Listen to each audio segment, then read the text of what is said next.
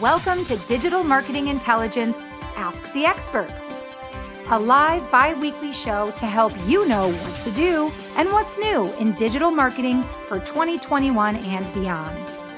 Ask questions, suggest topics, and grow faster with actionable insights and proven strategies from the world's leading experts.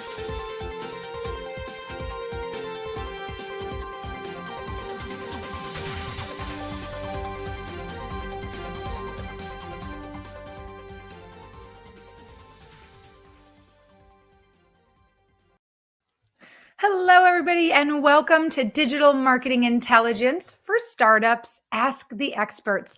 I'm your host, Marissa Morgan, and on behalf of myself and the entire team at Engage, I want to welcome you to today's show.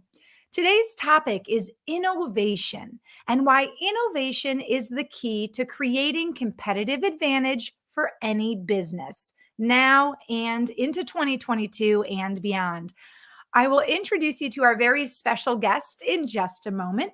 But before I do that, I do want to remind you that after every guest experts interactive talk, I always share an interactive piece of news or a digital marketing trend at the end of every show. I want to make sure that you stick around for that. You don't want to miss it. And a quick reminder that we are a live interactive talk. We're simulcast right now to LinkedIn Live, to Facebook, also on YouTube.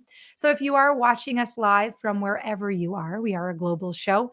I want to remind you to drop us a note. Let us know where you're joining us from. And if you have any questions for our guest expert today, feel free to leave those in the comment section below. All right, before we get started, if you have never heard of Engage, you're missing out. Engage is the world's only free forever suite of premium software tools to help you grow and scale your business. We are a cloud-based platform, and you can check us out at ngage.com. That's NGAGGE.com. And if you can't tell, we took our company name from a play on the word engage, because we all know that really creating that competitive advantage, creating relationships with customers, creating loyal customers is all about engaging with them. And the key to engaging with your customers, as we've been learning during our weekly series here, the key is engaging with your customers where they are. Whether that is on Facebook, whether that is through email or through your website, you want to be where your customers are. And it's important that you, figure that out first. And then I think we'll learn today, you need to be innovative, right, with how you communicate with them. You can use our tools to help you do that. And if you're interested in creating content, we know right now that content is the number one way to really engage with unlimited leads. We can help you do that as well. If you're interested in starting your own podcast or live stream, give us a call. Let us help you. EngageLive.com is the website you should check out. We have a great program that we've put together. We can either teach you how to set up and start your own live stream or podcast, or we can do it for you. Two different options. Check out EngageLive.com after today's show for more information on our Engage Live program. And continue to reach out to customers, generate leads, create relationships, and build a loyal customer base that will give you your competitive advantage over your competitors. Okay, without further ado, I want to introduce you to today's special guest. Her name is Carla Johnson, and she is joining us this morning live from Denver, Colorado. Carla is a global keynote speaker, a best-selling author, and a recognized marketing and innovation strategist. Having lived and worked and studied on, so impressively, 5 continents, she's partnered with top brands and conferences to train thousands of people on how to rethink the work that they do and the impact they can have. Her visionary expertise has inspired and equipped leaders at all levels to embrace change, welcome new ideas, and transform their business. And her work with many Fortune 500 companies and brands have served as the foundation for many of her books. 10 books. 10 books Carla has authored, and her 10th, Rethink Innovation, busts the myth that innovation is something that requires a specific degree or special training. In fact, Carla explains why to be a successful company in today's hyper-competitive customer-driven world, innovation must be everyone's business. And that's what she's here to help us understand today. Consistently named one of the top influencers in her field, Carla regularly challenges conventional thinking.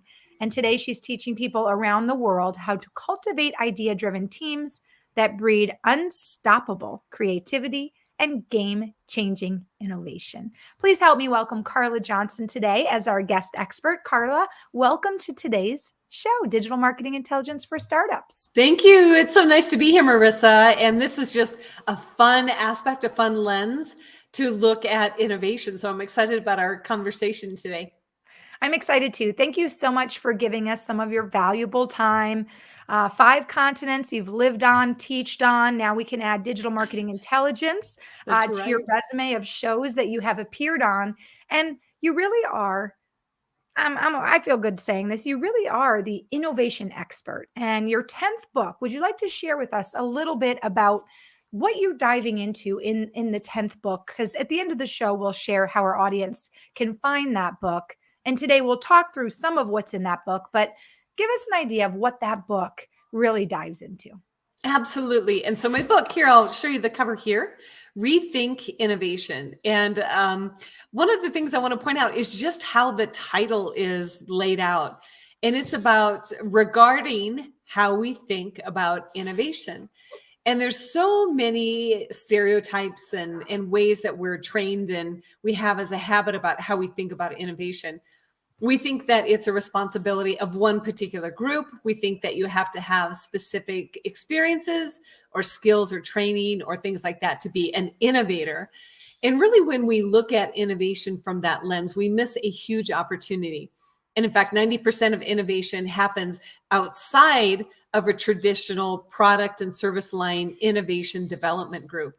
So if that's the case, how do we take advantage of all of this low-hanging fruit in the other 90% of the organization, whether that's a startup or a company that's been around for a long time and has areas that are looking to behave like a startup? Well, one thing that we have to do is, as you mentioned, Marissa, look at how we can make innovation everybody's business. And that's why I really like the whole idea behind Engage, because there's so much that we've shifted from. We know that business is no longer just about transactions. And so we've shifted from transactions to interactions, looking at how to make things more personalized and making it two-way. But I think really even the innovation opportunity that we have before us now is to move from interactions into true engagement that I think a lot of companies are really still struggling with. I agree on that thought, because one thing we always bring up is that customers don't connect with brands, they connect with people. And it's very important as a company to think about your product, to think about your services, and to think about what you're offering as your customer. Figure out what that customer persona is, get into their shoes, because only then can you really ask yourself, am I truly, fixing a problem that they have? Am I really giving them a solution? Is my website really good in terms of, getting the eyeballs and getting the interaction on it? Or do I just think it's good because I created it, right? And it's my photos, right? We all have this kind of partial lens that we see through when we evaluate our own existence. So I think innovation is obviously a big part of not only how you create your marketing strategy and the way that you're going to interact with your customer or a potential lead, but from a digital marketing standpoint, right? And as we kind of move through this digital marketing evolution, of course, innovation has to be a huge part of your digital marketing strategy as well. That's true. And with innovation, one thing I want to point out is that it doesn't have to be about completely disrupting everything that you're already doing with your digital marketing program. And in fact, I talked to plenty of CMOs who say, we don't have time for innovation because we're so busy getting the work done. And it's not about stopping everything that you're doing now, overhauling it and restarting it with something completely new, with something completely new.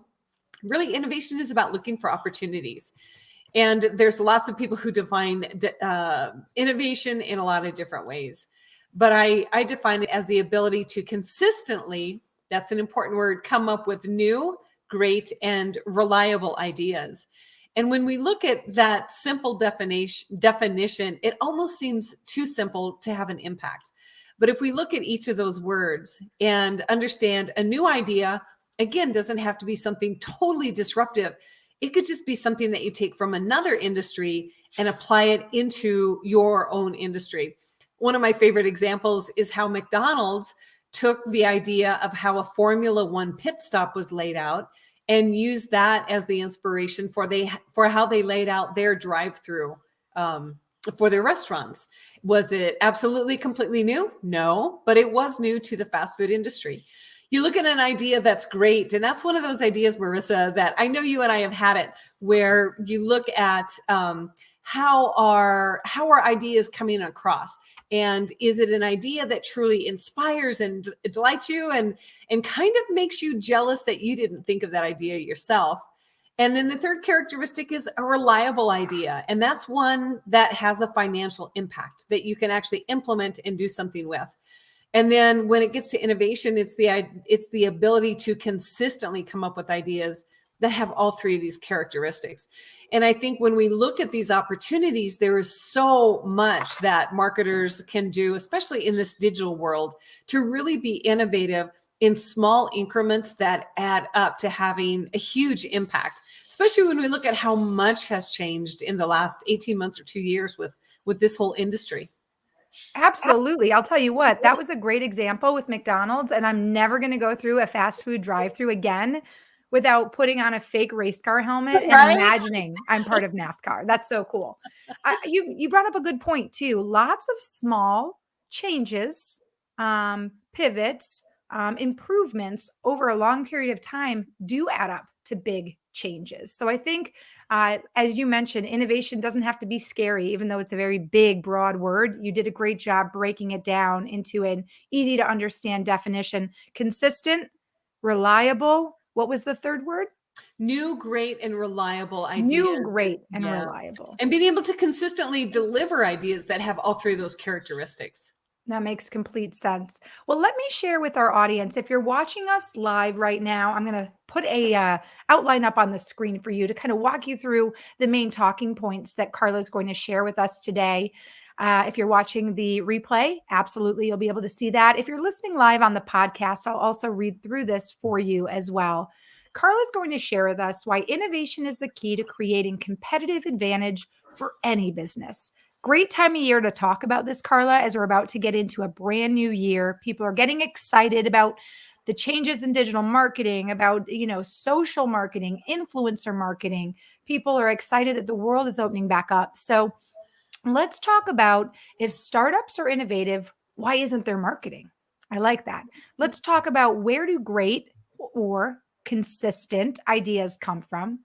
How to differentiate between great, crazy, and copycat ideas, and the framework for great ideas that deliver results.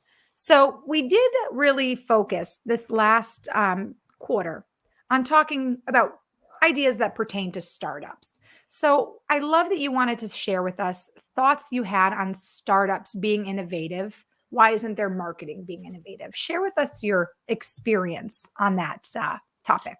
And it seems like conflicting ideas here, that you have this really innovative startup, and that's why leaders and CEOs and entrepreneurs go out and start up a new company, is because they have this idea. They know there's a customer they can serve that isn't being served, and they have this passion for doing things differently and helping customers in whatever way, shape, or form that they can. But the interesting thing is, when leaders have these startups and they're very open to new ideas, open to doing things differently, what do they tend to do but hire marketers that have experience? They need to bring those marketers in to do the things that haven't been done before in their organization. So essentially what I see happening in many startups is that they're bringing people in who have that traditional corporate experience, which can be good, because if you're going to scale, you need to understand efficiency and effectiveness. But what you also get is a habit of how to approach marketing, how to approach the digital journey and digital experience. And oftentimes these marketing people who come into a startup want to do things the way that they've already always done them. And so if you're looking at, here's this startup that's highly innovative, yet you're bringing a marketing organization that at least in the beginning has a lot to do with creating the face and the voice of the company, what you have is almost a situation where the marketing group can take the company backwards or hold them back from moving as fast as they could possibly, because what they're wanting to do is put into place things that have already been done. And they're not as willing to try new things, different things, innovative things as the people who started the company in the beginning. Interesting. Well, let me ask you a question then. How do we fix that? You know, and that's where it's really important. And it kind of leads to the second question about where do you consistently get to great ideas, and where do they come from? And I think one of the things that I've seen as I researched my book about Rethink Innovation is digging into the process that the most successful, most prolifically innovative people all around the world follow. And it turns out that they all followed a process, whether they realized it or not. And that's that they're able to be highly observant of the world around them. So they will notice another situation, maybe another brand, another industry. If we look at that McDonald's Formula One example, and they're really observant of what's going on over there. And that sparks some ideas in their own head. So one of the terms that we hear when it comes to creativity and innovation is the ability to connect the dots. And really, that's a powerful part of innovation, however or wherever we apply it, is understanding what inspires us as people, because we're people just like our customers are people. And what excites us, what captures our attention, what we find interesting, truly interesting, not just because we're paid for it to do a campaign for our job, but what we really find interesting and delightful as a person. There's probably something behind that our customers will find too. And I think that's one of the most powerful things to understand about where great ideas come from is everything all around us in the world around us. Now, that could be a coffee shop, it could be a beach, it could be the doctor's office, it could be any sort of things in our regular life. Or perhaps you do something completely new that you've never done before. And you know, it's just like when you go someplace for the first time, and the first time you have that kind of experience, your senses are highly alert and you notice every little detail. Those are all great opportunities as fodder to begin to create those dots that you'll come back and connect the dots to come up with those great ideas.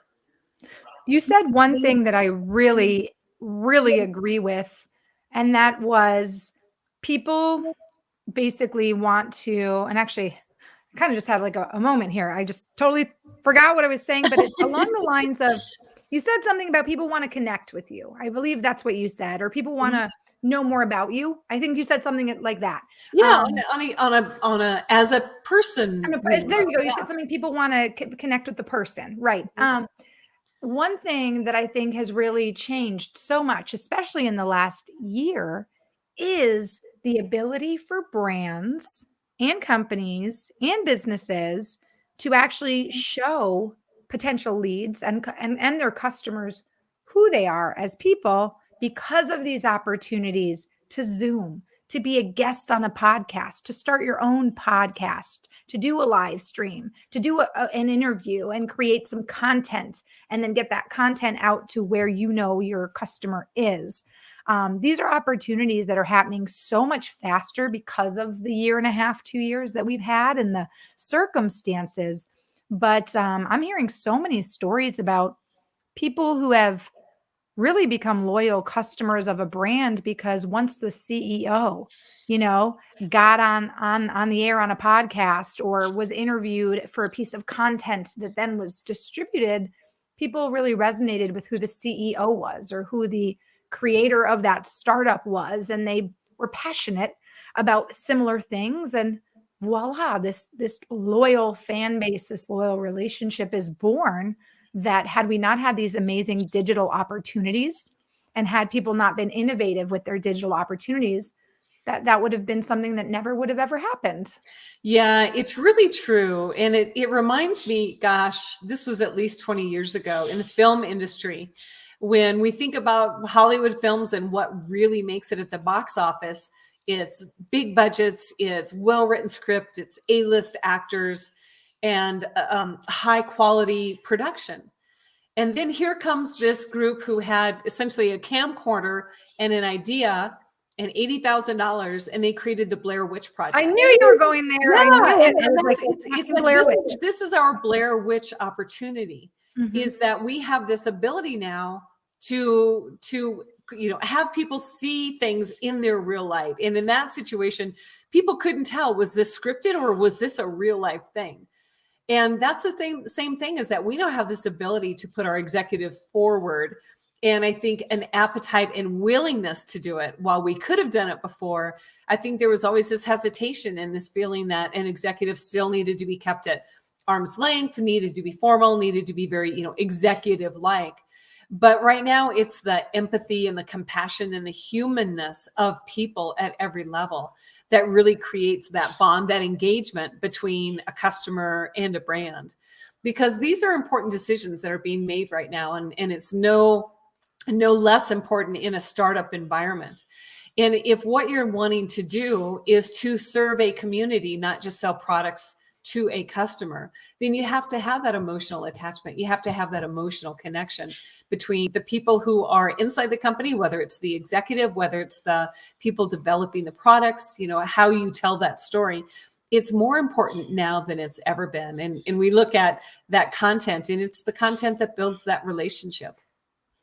Let me ask you, Carla, when you work with some of these Fortune 500 brands, some of these executive leaders, what are some of the specific issues that you see them, dealing with, that you feel innovation, is really the answer? Are there like issues that they deal with that are kind of similar across the board? Are they feeling stuck? Do they feel like you said, they've got a marketing team that doesn't communicate with other teams, right? Or, Mhm.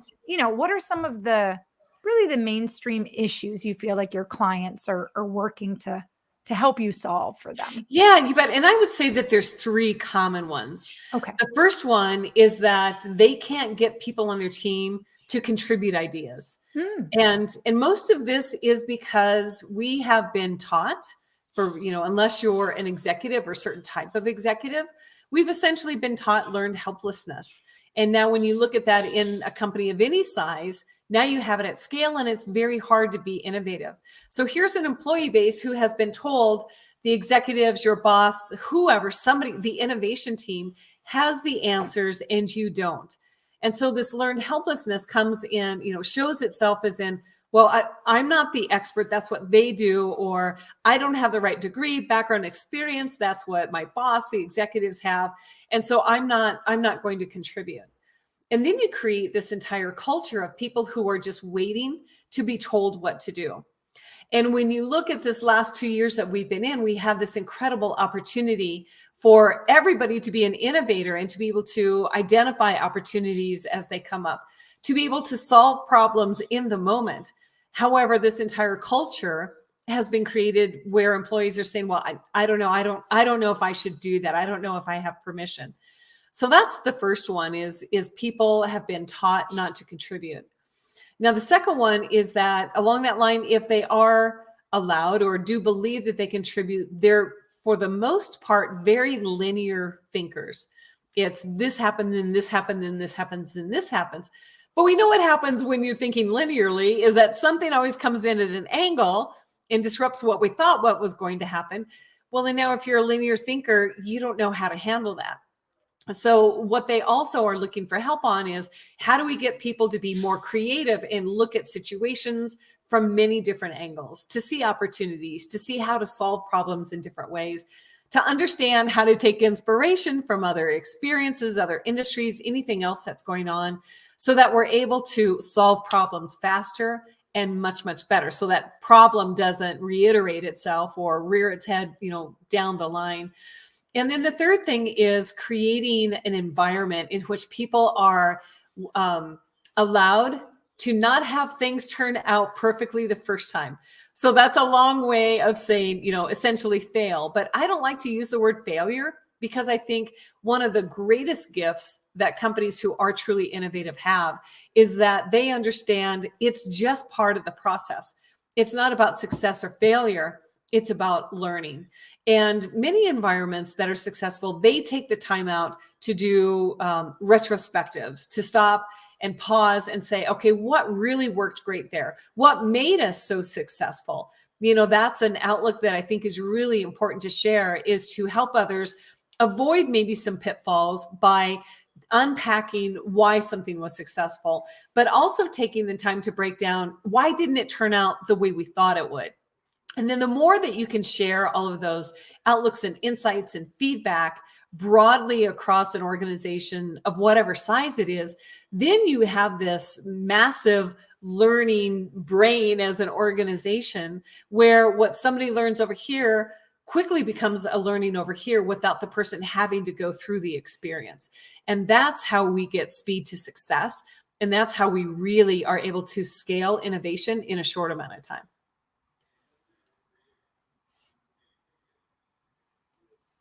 Oh, I can't hear you. I think your mic is muted, Marissa. Correct. Yes. There I was you go. talking and I muted my mic. So, one thing that I think we can take away from what you just shared is this idea that it's always a win when you're trying to empower your employee. And that is something that we've talked about in terms of like a digital strategy. I know a lot of people, when we talk about boosting engagement, increasing your following, increasing your online presence and your network, we talk about how company pages often lack the following that a personal page does. Why? Because we both know, we've already discussed it, people connect with people, not brands or businesses. And one of the examples of something that we've shared that you can do to help boost your company page is actually empower your employees to create content. Take something that an employee has done and showcase them, right, on your company page and tag them. It's this idea, like you shared, that once you empower your employees and give them the confidence to share their ideas and reward them for that, reward them for trying, even if it doesn't work out perfectly, it is true. You are creating truly a recipe for success, because you can not only improve the company's perspective, right? In terms of the eyes of your customers, they're saying, wow, this company really treats their employees so wonderfully, or wow, like this company showcases their employees. They must really value them. You not only increase the company's, reputation in the eyes of the customer, but you're also building your company. You're building your employee morale and their willingness to want to be. Make the employees proud to represent the company. And I think that the more you can create that relationship between the company and the employees, that has to be there first. And it really has to be a strong, trusted relationship before you're ever going to be able to get that engaged relationship between a brand and any customer. Absolutely. Let's move on to talking about differentiating between great, crazy, and copycat ideas. Can you share with us some examples of, your experience with some of the brands and executives you've worked with, and how you've steered them to understand the difference between each? Absolutely. And one of the key factors for a great idea is having a clearly articulated objective about the problem that you're looking to solve. Now, not all great ideas show up after a problem has been defined and everybody knows what the problem is. Sometimes they show up and then they're applied to an idea. But in most cases, the main characteristic of an idea that's successful is that it's applied against something that the organization or a team or a group has clearly identified as an objective that they're looking to solve. And this is important because many times an employee will go to a boss or to a client and they'll say, I have this great idea. Here's the idea. And that's when it turns into a crazy idea, because that boss or that coworker or that client will say, well, how does that even relate to what we're trying to do here? And it may be so envelope pushing, but it's not applicable. So you can have an idea that's very out there, very weird, but it's not necessarily crazy because you have a clear understanding and agreement, even between the group working on the idea, of what problem there is to solve with that idea. Now we look at there's a exhibit in Minneapolis for about a month called the Museum of Failure.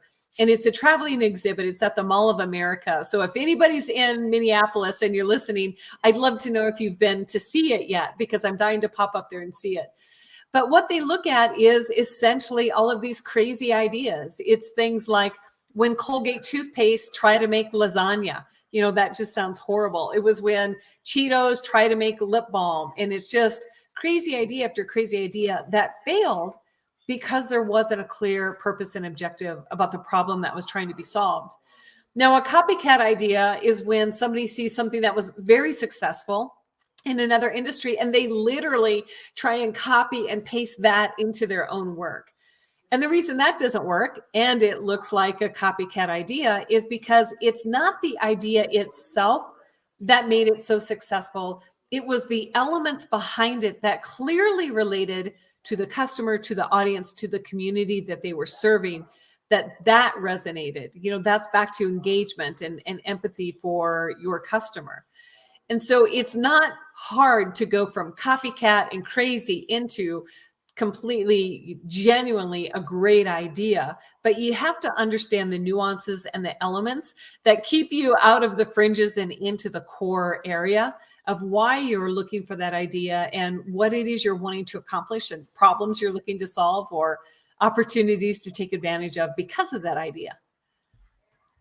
Kind of takes us right back to that McDonald's example. Yes, the NASCAR kind of pit stop situation works for a drive-through when you tweak it to truly work within the framework of what you're trying to achieve, right? Exactly. Like if they had copied and pasted it, that would have been a disaster because people would be pulling into McDonald's drive-throughs at 120 miles an hour. That clearly is a recipe for disaster, but that's not what they did. And that's why it's worked so well. And their drive-throughs have such an efficient process now because they took inspiration from something that really did work.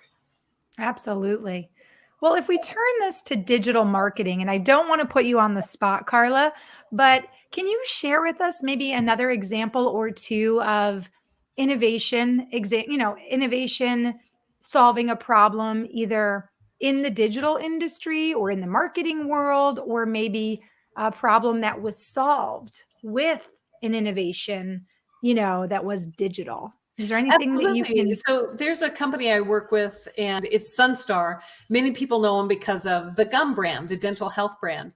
And they have done an amazing job this last 5 years in looking at their digital transformation journey. And they truly are a company that started from like zero, like not just overhauling what they've done, but literally started from almost no digital platforms. And what they have done has been incredibly innovative in how they approach the relationships that they develop, not just with customers, but with partners and the broader oral health community because of their digital experience that they delivered. Now, they've worked so hard on this, and one of the complicated factors is that they have many different geographic regions, they have many different languages, they have many different type of partner sophistications when it comes to marketing and their own digital journeys. But what they found is that the consistency that really helped them truly deliver a phenomenal digital experience is the story that they were telling behind all of this. Now, as they looked at, they could just be talking about, here's some dental floss, here's some toothpaste, here's some toothbrushes, this is how you keep your teeth clean. But that's not what they did. They looked at the entire health journey, not just oral health, because oral health underscores everything about physical and also mental health. And so they were in the perfect position when COVID hit, because they had already started to tell this bigger story. They had already built these platforms. They had already built the relationships and online communities and online connections. And so they were innovative without even realizing that they were doing exactly what they needed to do to position them during a time when something completely disruptive happens in a market that they weren't able to control. Now, this is a company that continues on their digital transformation journey, but what they have been able to do is understand a cohesive purpose for everybody in the business, not just a marketing and sales team. And they're one of the examples that I love to talk about because they're so willing to continue to learn and understand what's the objective, what's our purpose that we're doing here. And that makes it more available and ready to entertain some of those crazy ideas. And they're excellent at avoiding that copy and paste kind of mentality. I would say that example of Sunstar was superb because many people, small startups, small to mid-sized businesses especially, were hit very hard when we went through what we went through during the pandemic. And many people were very adamant to dive into the digital piece of connecting. People Mhm. didn't want to get on Zooms, or if they were on a Zoom, they had their camera off, right? Or they weren't thinking that this pandemic would last as long as it has. And the people that have been especially successful now are the people who made the pivot the fastest, and Mhm. the people who made the pivot looking forward as if that was the new normal from the beginning. Not, okay, I'm going to, kind of take my business that was brick and mortar to an online platform just for the next 6 while this thing works itself out, right? It's the And then we'll people go who back to said, how things were. say that again. And then we'll go back to how things were. They didn't do that. Exactly. It was the people who said, "Oh, this could be the new way of life," or, "Oh, this is interesting. I've been forced to look at things differently." Mhm. I mean, we can all agree that the leaps and bounds that the digital marketing world is making right now and changes Mhm. is happening at lightning speed, and everything that happened with the pandemic is only, you know, creating that, snowball effect where everything goes faster and faster. Influencer marketing is something a year ago that was just baby steps into happening. And now people are creating careers. If you go to LinkedIn and type in influencer marketing, the amount of jobs that come up, Right. is incredible. I noticed something too that, makes me chuckle. On LinkedIn now, Carla, under jobs, uh, people literally have to notate if it's an on-site job because we got so used to this idea that, okay, we're in this remote world now. A lot of jobs are going to be remote. It's a change we're making, that now people have to, if they're putting a job post out there, have to literally note, hey, this is an on-site job. You are going to come into an office because Exactly, what's our default expectation and what's how our has it expectation? changed? Exactly. Right. Exactly. Well, let's end our talk together, Carla, by talking just a little bit about the framework for great ideas and ideas that deliver results. I know that we're going to share how our audience can connect with you and we'll share your book, but share with us your experience with actually getting results and ideas that work. Yeah, and this kind of goes back to our earlier question about where do you consistently come up with or find the fuel for great ideas. And this is what I spent the last 5 years digging into, studying sustainably, prolifically successful innovators, those who are able to come up with, big ideas, little ideas in the moment. The people that we look at and go, man, I wish that was my idea. How do they do that all the time? And I know we all know them, whether it's personally on our team or friends or family or people we look at in the media or business. But it turns out that they all follow a similar process, whether they realize it or not. And the first step is what I talked about earlier, is that they're highly observant of the world around them. As we look at an example of it, a startup, a small company who's able to do completely innovative things by paying attention to the world around us. There's the company that started Goat to Meeting. So they're an animal visitation place where you could come and see the animals and learn about them and how to take care of them and things like that. Well, when COVID hit and there couldn't be any visitations, that was their livelihood that went down the drain. So instead of looking at how people come to them, they looked at how can we go to people, and being observant of all of the meetings that are going on in Zoom and digital fatigue, and looking at what's the opportunity that we have here. What they understood is this second step is distilling all that they had observed. So they looked at people's time on Zoom calls, digital fatigue. They wanted something interesting, stimulating, but they couldn't go anywhere. They took those patterns that they distilled And then they did the third step, and that's to relate it into the work that they do. And it's that ability to connect the dots between what you're seeing in the world, the patterns that you identify when you distill things, and then relate it into the work. That's what stopped things from being copycat. And it's also what makes you really highly innovative. And it's then and only then that they start that idea generation process. So, had they said before, hey, let's just start selling a service that lets us put our animals on Zoom calls, people would say, that's a crazy idea. But now that they observed things, they distilled patterns, and they took those elements that made sense and related that into their work, they had the foundation for a fantastic idea. So that when they did the fifth step, which is to pitch that idea, it didn't sound so crazy. It was aspirational, it was inspirational, it was different, unique, and delightful. And it turns out it was also highly successful. Oh, that warms my heart because I imagine what a lot of animal shelters and different organizations went through, even adoption agencies, right? For Exactly. babies and kids. Um, we were forced to pivot, and it makes me really happy to know that many companies have been successful in being innovative and finding a way to change things that worked, that like you said, not only worked but were highly successful. Exactly. Exactly. Well, Carla, I really appreciate your time today. You are the innovation expert. You've authored 10 books. Your 10th book, we're going to share how our audience can get it. And I'd love to share how our audience can connect with you now and in the future. Don't forget, if you're going to connect with a guest from our Engage Digital Marketing Show, always drop them a note. Always let them know that you saw them on the show, because not only does that immediately connect the two of you, but it lets them know that you obviously are someone who follows through, and right, you care about the connection. So connect with Carla Johnson, CarlaJohnson, on LinkedIn.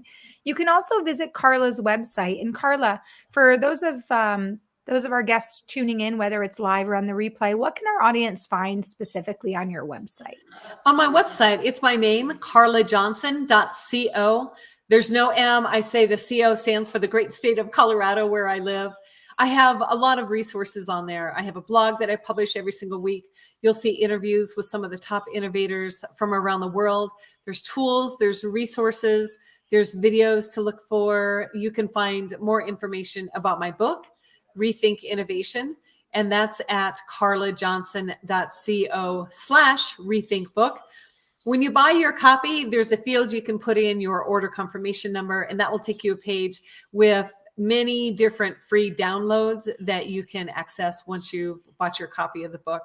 And there's also a contact Carla button. I always love to hear, what are your questions? What are your ideas? But I think LinkedIn is also great because I love to continue the conversation.